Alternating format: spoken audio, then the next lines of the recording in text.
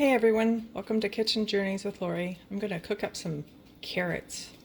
So I peeled them and then I chopped them up.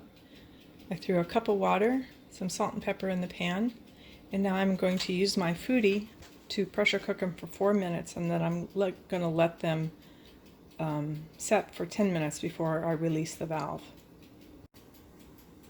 So I just put the lid on, and you want to make sure that this is on seal back here, and then push start, pressure, and then high, and then you want the time to go to 4 minutes.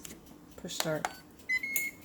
It's going to take a little bit to pressure up, then it'll cook for 4 minutes, and then I'm going to let it set for 10 minutes, and then I'm going to turn the seal to vent. Okay, so they've cooked for 4 minutes, they've sat for 10 minutes, and then I opened it and let the steam release, and I just took the cover off.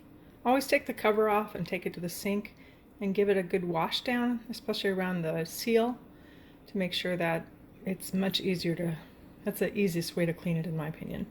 So the carrots are soft, and that's the way my husband likes them. He likes them real soft.